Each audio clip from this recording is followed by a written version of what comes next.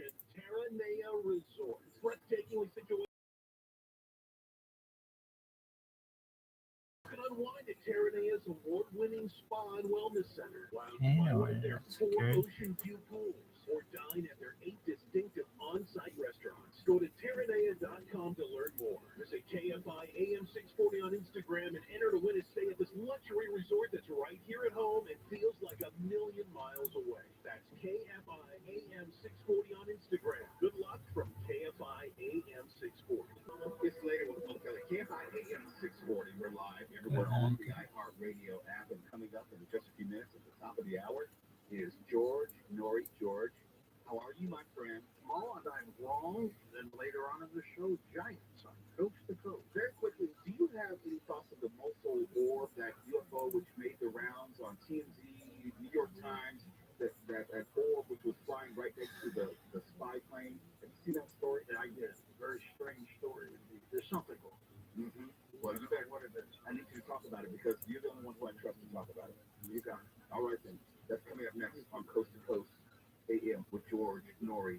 And Swallow, I think I'm being vindicated with these UFO stories.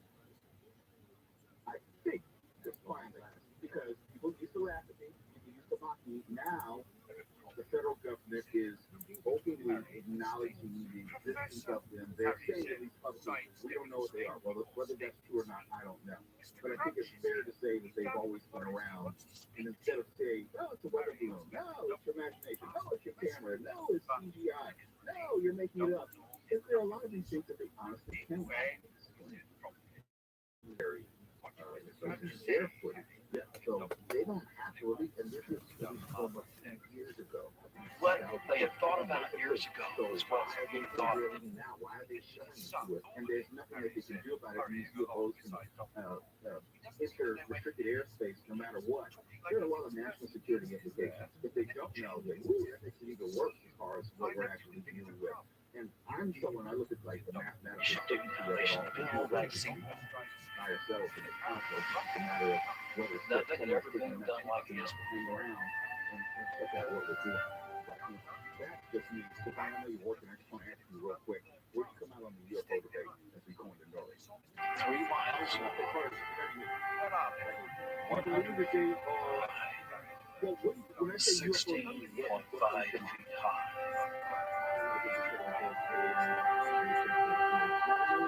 If you're going to the nth extreme of it, I guess. Okay, that's what I think. Like for some people, they need the aliens actually land on the White House lawn and announce themselves, or shoot up a building or take down the Statue of Liberty for anyone to actually take it seriously. I don't need that. No. Galveston still sits precariously on a sandbar, protected by the seawall built after the most destructive hurricane in the nation's history, Hurricane of 1900. That reminds me. Whenever they have alien movies, there's giant cockroaches. I'm like, 2 weeks after the Galveston hurricane, on September 17th, in coal towns throughout northeastern Pennsylvania, the United Mine Workers issued a call for a strike, demanding recognition of their union and a living wage. Union President John Mitchell was asking bitterly divided miners to challenge the mightiest monopoly in America, a handful of wealthy coal operators controlled by America's most powerful financier, J. Pierpont Morgan. By 1900, J.P. Morgan Enterprises just about wrapped up the entire industry. The largest industrial conglomeration, the largest industrial consolidation in the country. Can't cite anyone. The miners spoke different languages, and Mitchell had spent years trying to unite them. He had sent in teams of organizers before he arrived in the Anti-Site region, and they worked inside the community, learning the languages of the people, appreciating what they ate, appreciating their customs. And when he spoke to miners, you don't have to drink if you're Irish or Italian, but you work to get anything done. Wear improvements temporarily and join with these people in a community. Otherwise, they just fodder, cannon fodder. The Italians. He had a refrain. Everywhere he went, he would say, the whole model is not Slavic. It's not Irish. It's not Polish. It's not Italian. It's called. A congressman from Riverside County wants to increase federal penalties. By the day, it would be broken. Union men thrown out of their homes and to work the mines again. In one home after another, miners and their wives struggled with a difficult decision. At dawn, in the little coal towns across northeastern Pennsylvania, every miner wondered what his neighbor would do.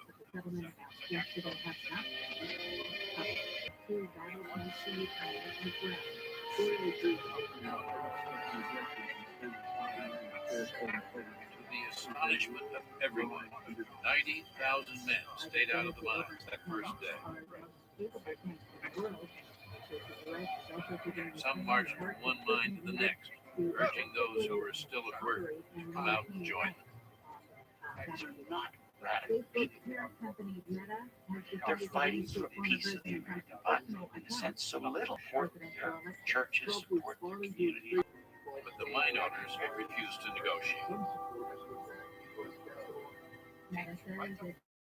As the strike continued, Mitchell was, especially to the boys in whose ranks he had once the break. As I saw those eager eyes, the fight had a new meaning. I felt that I was fighting for the boys, fighting a battle for innocent childhood. By the middle of October, the miners had been out for a month. They had no savings and little help from the union. Some were reduced to scavenging the woods for food. Still, they held on. The miners at times were actually starving. They couldn't buy from the company store because they didn't have the credit. They had to mine the coal to get the credit. And the big companies that owned the mines could care less. They thought, well, we'd starve them out. If they're going to strike, we'd stop it. They need to work or else. As the strike wore on, mills, factories, and homes across the country were running low on coal. Prices began to skyrocket. The strike had become a campaign issue. Mitchell timed the strike perfectly. He timed the strike to occur just before the national election to make a fool out of McKinley with his campaign slogan of a full dinner pail. I mean, you can't even heat your homes in New York City, Philadelphia, places like that. Also, you throw the issue of William Jennings Bryan. Bryan's running a campaign against these large industries that were wrapping up the economy. With the union and the coal operators stalemated, McKinley grew more and more concerned. He's especially worried as the weather gets cold. People's homes are going to start getting cold. And maybe people will blame him or blame Republicans. So what he does is he has his friend, his political colleague, Senator Mark Hanna, meet with the mine owners. Hanna approaches the owner and lays it right on the line. If this strike is successful, Bryan, McKinley, and you're in a real hot water because this is the guy who's going after the major monopolies.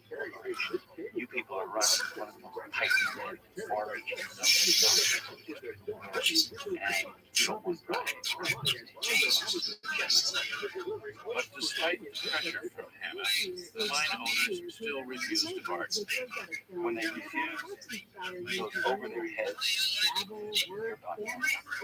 And Morgan puts heavy pressure all of a sudden designed yes, we're at anywhere 5 to 6% of the weight scale, but no recognition of the union. That's one thing they did not do. Mitchell rejected the offer.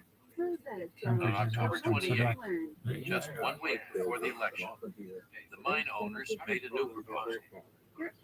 They still refused to recognize the union. They now offered a 10% increase in pay.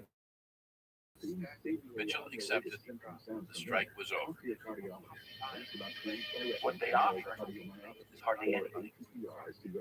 But the miners are bankrupt, they're starving, and they're willing to go back to work because they have to go back to work to support their family. They got, in a sense, a de facto recognition of the union that it existed. Mitchell existed. UMW was there, and there for the long term. But believe me, this thing wasn't over, because it's just a dress rehearsal for something bigger. In the fall of 1900, John Mitchell had done what many thought impossible, uniting a divided group.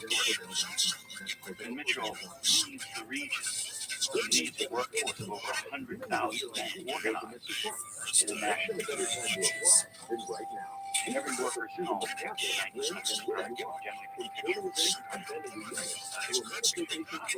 Johnny and Mitch are linked, are saved. And when he leaves, the Breaker Boys get together and they give him a gold medallion which he wears around his neck. And as his carriage leaves Hazleton, many as 5,000 Breaker Boys follow him outside the town.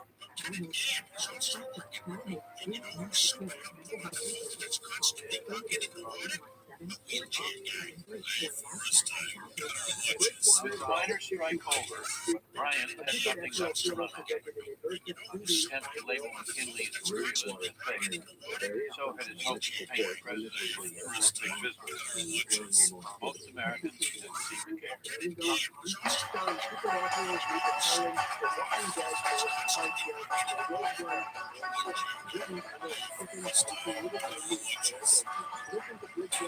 When the votes were counted, it was McKinley a picture that flashed on giant screens in cities across the country.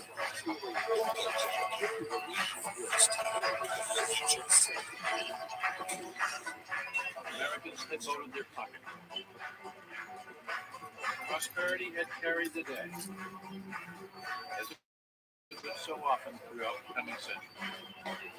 The policy of the Republican Party, building an industrial powerhouse at home, expanding American power abroad, became the policy of the nation.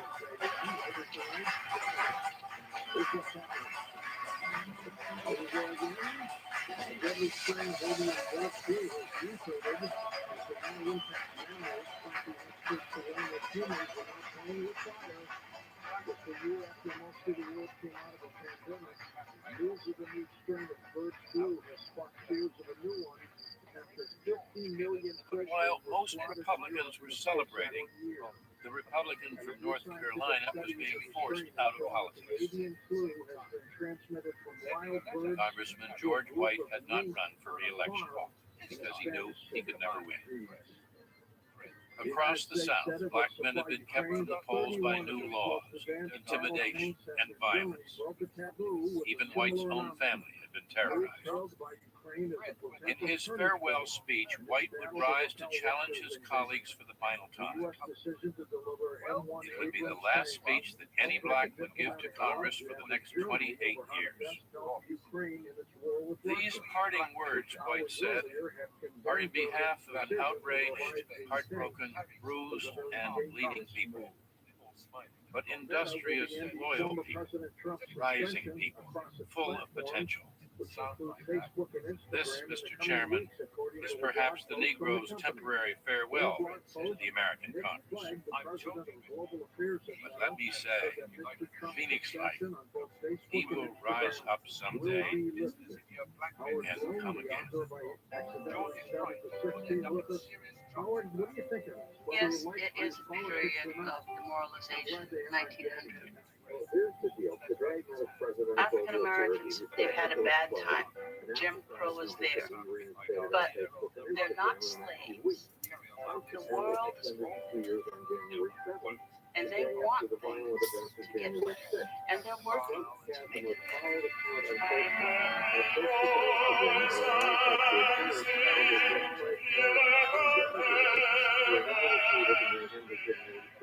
It's amazing that the song Lift Every Voice and Sing was composed in 1900.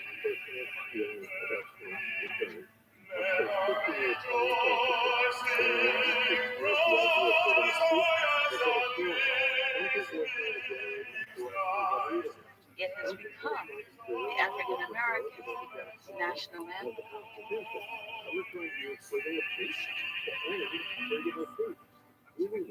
And what is there to sing about? Sing about the past is sing about how far we have come in spite of the oppression. Be all right with it. Yeah. Sing.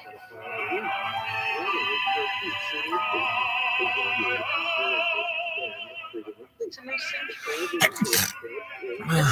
Right, go to sense filter. This is a new day.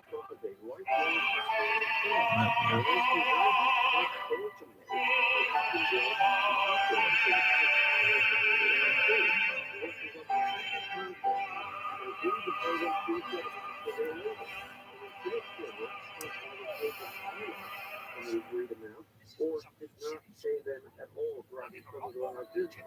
That's check. That's the time. From 2006 to 2010.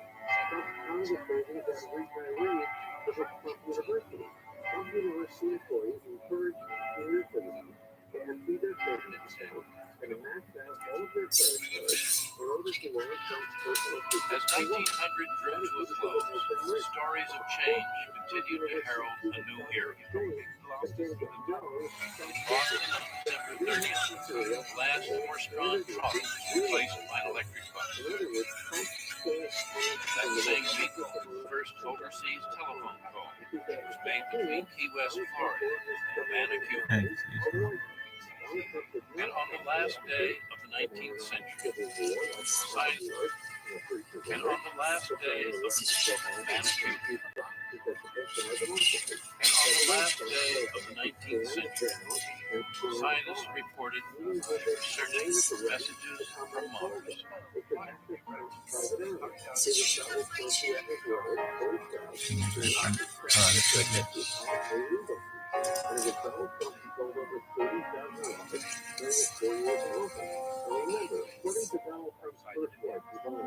Never had a nation risen so fast and gone so far as the United States had in the past 100 years.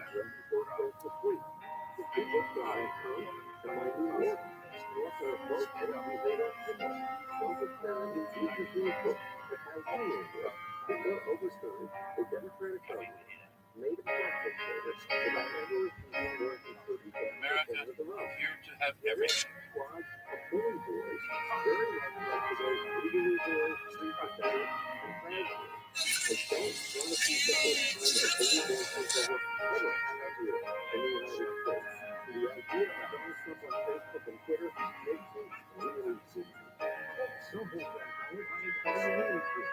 Serving good reason always inspire others. It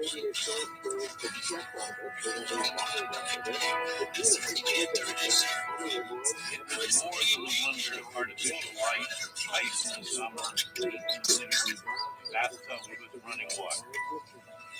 The possibilities in America greater than they've ever been.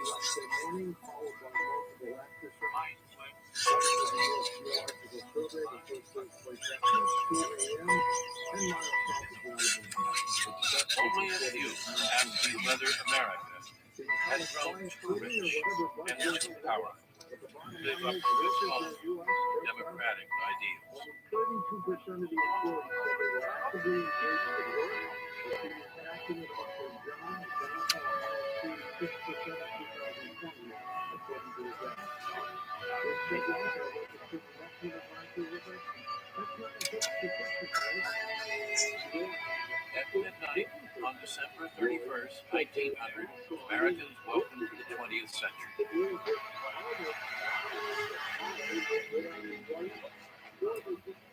150,000 people gathered in downtown New York. Kansas City blazed with thousands of crimson incandescent lights. In town after town, newspapers and magazines were predicting marvelous things 100 years ago. Great airships would fly across the sea. Wireless telephones would expand the world. People would watch watch moving images in their own homes. Someone, someday, would walk on the moon.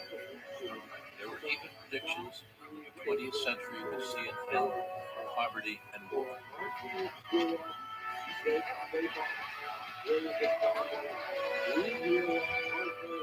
America was the richest and most powerful nation on earth. Populist president who would lead the country into a new century. Anything seemed possible. On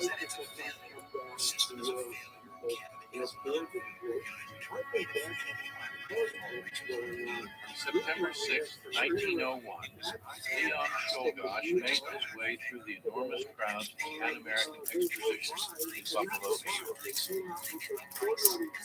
Czolgosz was headed to the Temple of Beauty to wait for the President of the United States.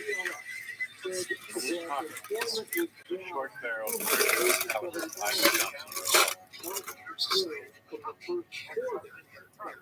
At 7 minutes past 4, as McKinley reached out to shake the hands of those who had come to greet him, Czolgosz fired twice. The President fell wounded.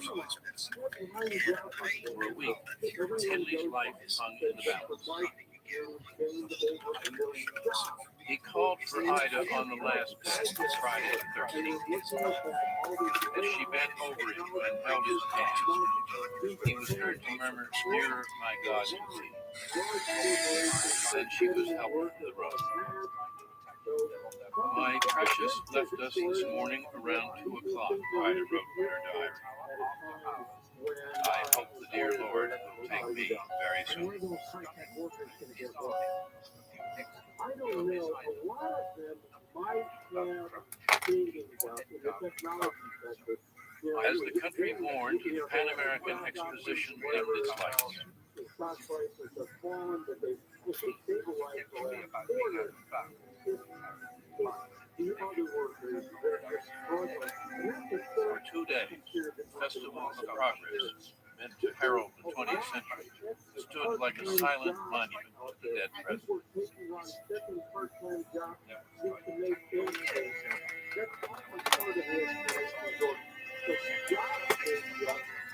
Then, as the new president, young Theodore Roosevelt, made his way to Washington, the exposition reopened its doors.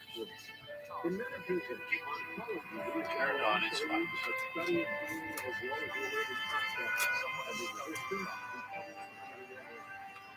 That night, there were fireworks over Lake Erie.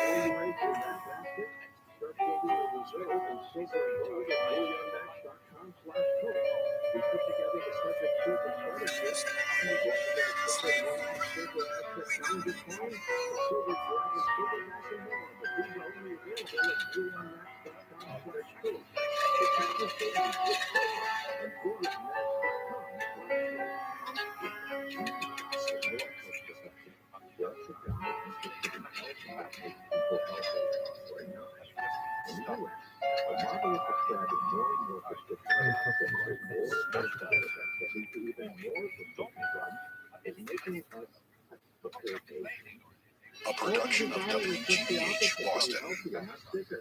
Funding for this program was made possible by the W.K. Kellogg Foundation as part of its commitment to capitalizing on diversity. Additional support was provided by the Corporation for Public Broadcasting. Major funding for the American Experience is provided by the annual financial support of PBS viewers like you. and by the Alfred P. Sloan Foundation to enhance public understanding of the role of technology. The foundation also supports the Sloan Technology Series, a collection of books chronicling the major technologies of the 20th century.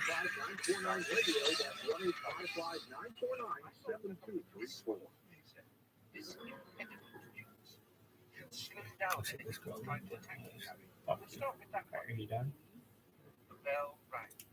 They hastily shoved the cushions back into Lincoln's cupboard. And welcome back to Coast, George Norrie with you. Wolfgang Smith was graduated from Cornell at the age of 18 years old with majors in physics, mathematics, and Hello and welcome to the American Experience. I'm David McCullough. In the long ago year of 1900, back at the threshold of the 20th century, the United States, among the nations of the world, was like a big raw boy full of robust energy and growing pains. Times were good. Prosperity had taken hold. Most Americans were living better in a material way than they ever had, or had anyone in all history until then. And with a wondrous number of new inventions and enterprises sprouting everywhere, people felt exhilarated by the possibilities of America. Progress was something you believed in because it was all around you, plain as day. If there were some who weren't exactly enjoying a fair share of the good life, or for whom the American cynicism and self-pity were not in style, the Declaration of Independence was still read aloud on the 4th of July. But then among those 4th of July crowds in 1900, there were venerable citizens who remembered when Thomas Jefferson and John Adams were still alive. 1900 that marked the true start of the 20th century. Just the same, to get excited about a turning of the century is an entirely human response, as we ourselves are discovering.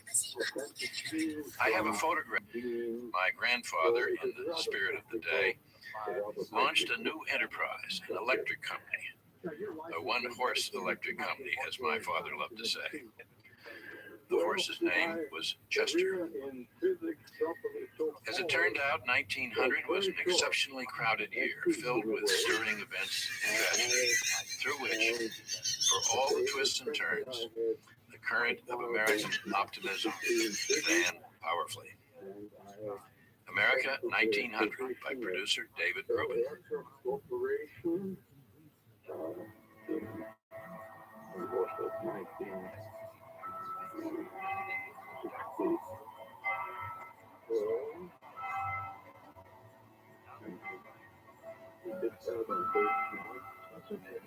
2 years, I spent at Philadelphia Corporation as an aerodynamic manager. So I learned aerodynamics on the job. And It was snowing on New Year's Day, 1900, across much of the country. the so-called re-entry problem for spaceflight. And it's very something this because spaceflight re-enters the atmosphere. It's better as a normal velocity, something like maybe 16 times. From the coast of Maine down through New England, where great fat drifts blocked trolley cars. Horses found it hard going, even in their new never-slip horseshoes.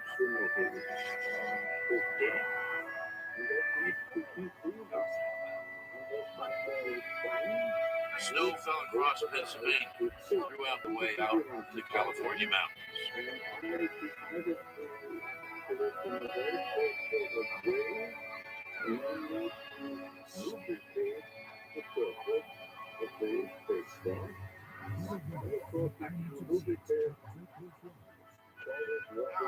All across the nation, fathers had promised their children that it would snow this New Year's Day, just as it had on New Year's Day 100 years before.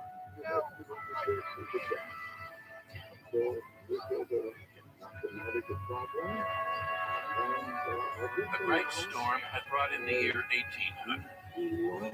Between then and now, America had become the most prosperous nation on earth. We had the largest industrial economy, the largest agricultural economy, the highest per capita income, the highest level of education. It's been a wonderful time to be alive for most Americans, not everybody. For most Americans, it's been a great time to be alive. I don't think we can understand what it was like in 1900 unless you think of optimism, of hope, buoyancy. In the United States, everything seemed to be going well. But in the last year of the 19th century, a series of tragic events would test America's optimism. A deadly explosion in a coal mine in Utah, a devastating hurricane in Texas, 2 brutal wars overseas, and all year, assassins would plot to murder the President of the United States.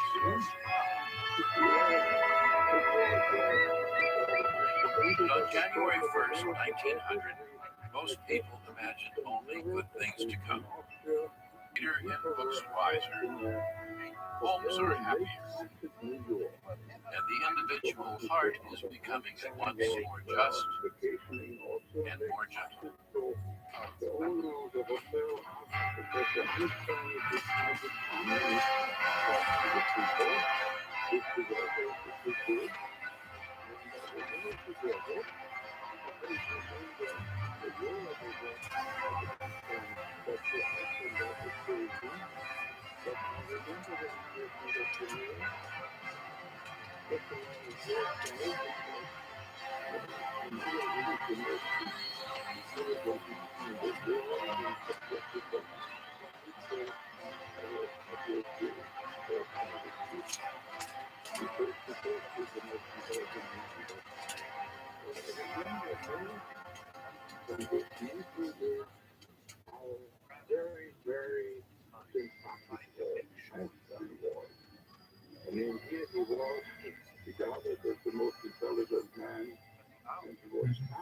New Year's Day, Washington, D.C.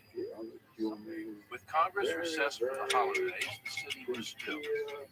175 telephones on the Hill, all but silent.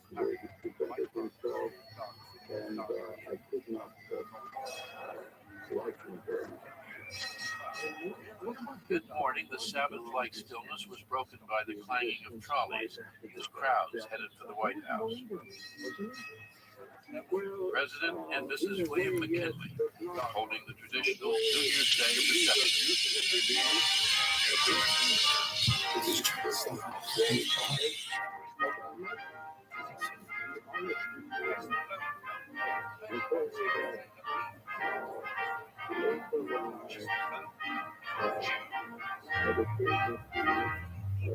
Four years before, McKinley had led the country out of one of the worst depressions America had ever known. By 1900, he was enormously popular. Quiet, soft-spoken, reserved, he was accustomed to getting his own way. McKinley, I think of all American presidents, best fits the description of an iron hand in a velvet glove.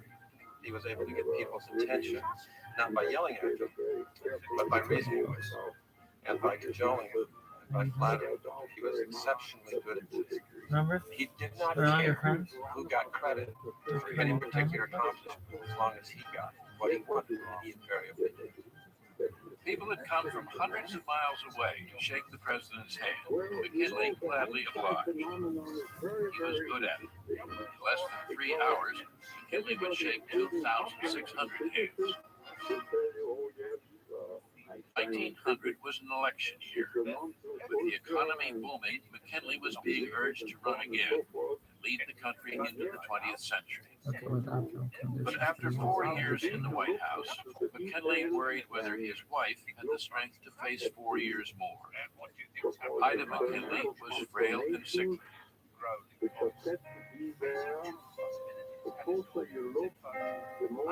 McKinley always thought of her as the young woman, but she had this massive auburn hair and these sky blue eyes and this very piquant face.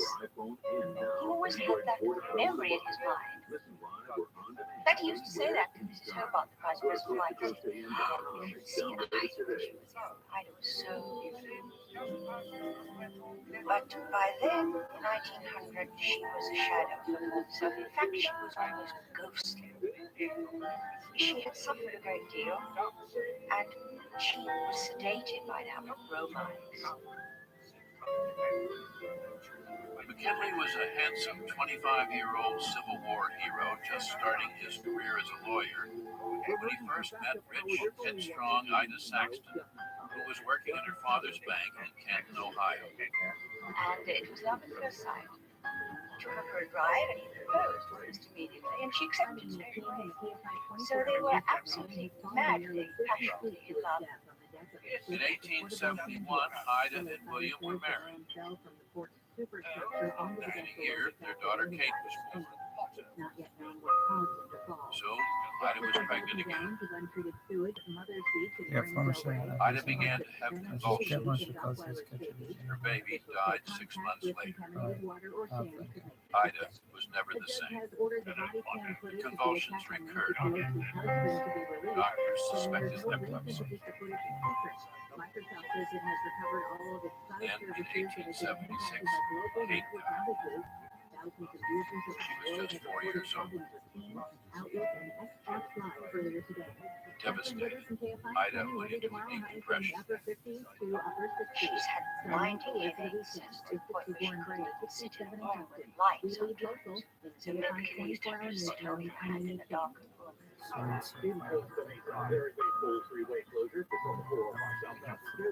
because of the nature of their devotion, that it had been this huge romance, somehow they remained devoted to it. The obvious thing that I could have done would be to have quietly withdrawn from public life because of the impediments. But no, when he went to the White House, she was right there with him. She insisted on coming down to all of the receptions, being present at all the banquets whenever she could, because she did not want to be left behind.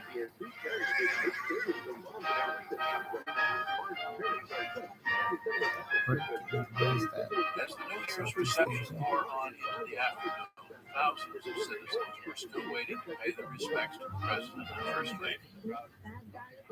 Visitors were free to wander over much of the White House, and McKinley's closest aides were worried.